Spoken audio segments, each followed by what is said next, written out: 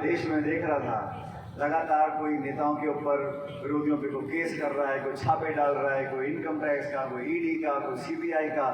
और ये 90% जो हैं केसेस ये उन पर हैं जो वर्तमान के सत्ताधारी ताकतों की विचारधारा के विरोध में हैं। मन से बातें बोली गई कि शहर के लिए, ज़िले के लिए हमें क्या करना है, बिल्कुल सच है। हमारा ज़िला, हमारा क्षेत्र पिछड़ा हुआ है, इसमें मुझे कहने में कोई संकोच नहीं है।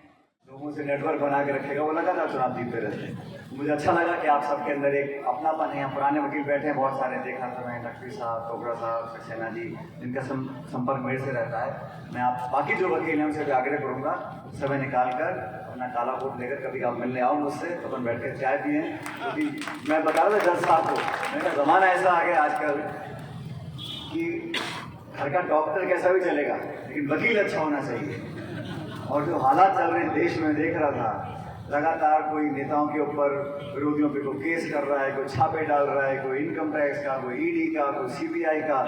और ये 90% जो हैं केसेस ये उन पर हैं जो वर्तमान के सत्ताधारी ताकतों की विचारधारा के विरोध में हैं।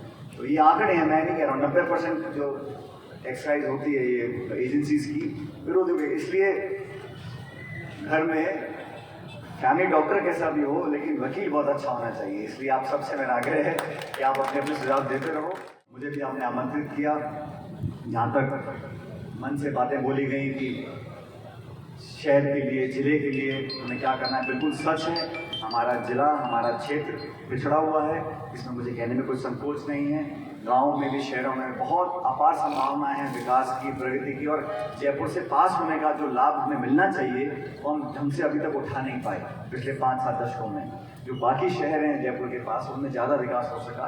पिछले 4-5 सालों में हमने कोशिश करी, कुछ कोरोना का काल आ गया, बाकी दिक्कतें हैं, लेकिन फिर भी मैं कुछ विकास कार्यों का आज निरीक्षण कर आया हूँ। अच्छे यहाँ पर बड़े इंस्टीट्यूशंस, बड़ी बिल्डिंग, निर्माण के काम होंगे।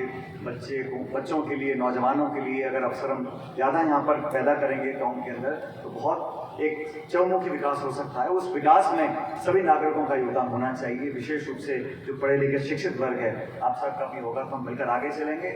और मैंने अपने कार्यकाल में और राजनीति में कभी भी राजनीतिक मानसिकताओं को विकास में गतिरोध पैदा नहीं करने दिया है। ये जो राजनीति हो गई है जाने दुश्मन बनने की और पाला खींच कर और बिल्कुल टकराव पैदा कर कर, इसका कोई लाभ नहीं है। इसलिए मैंने हमेशा कोशिश करी है कि वैचारिक विरोध भी अगर हो तो बड़े सरल तरीके से, सद्भावना से, अच्छे भाव से, विनम्रता से हम उसको प्रस्तुत करें।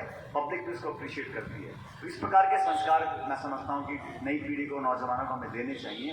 बाकी बात बोलने में, रखने में, विरोध दर्ज करने में, विचारधारा के खिलाफ, नीतियों के खिलाफ, गवर्नेंस के खिलाफ, पॉलिसीज़ के खिलाफ, उसमें हम लोगों को बहुत जागरूकता से अपनी बात को रखना चाहिए, लेकिन संयमित तरीके से सही भाषा का प्रयोग करते, ताकि जो लोग हमें सुन रहे हैं, मैं चाहता हूं कि हम सब राजनेता किसी पार्टी के भी हों, लेकिन आने वाली पीढ़ी को अपने राजनेताओं पर गर्व होना चाहिए। कोई भी व्यक्ति हो, किसी पार्टी का भी हो, लेकिन अपने आचरण से, अपने व्यवहार से, अपनी बोली से लोगों के बीच में एक अच्छी पैठ हम लोग बनाएंगे, तो हम लोगों के आगे आने वाली पीढ़ियों के लिए एक अच्छा उदाहरण हम लोग स्थापित कर पाएंगे। घर का डॉक्टर कैसा भी चलेगा, लेकिन वकील अच्छा होना चाहिए।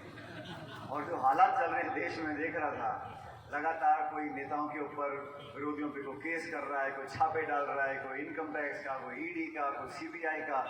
और ये 90% जो हैं केसेस ये उन पर हैं जो वर्तमान के सत्ताधारी ताकतों की विचारधारा के विरोध में हैं।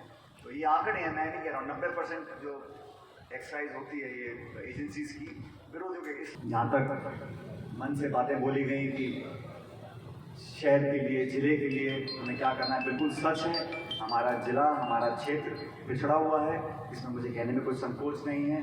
जिनका संपर्क मेरे से रहता है, मैं आप बाकी जो वकील हैं उनसे भी आग्रह करूँगा, समय निकाल कर अपना काला कोट लेकर कभी आप मिलने आओ मुझसे, तो अपन बैठ कर चाय पिए। पूरा सदुपयोग करेंगे।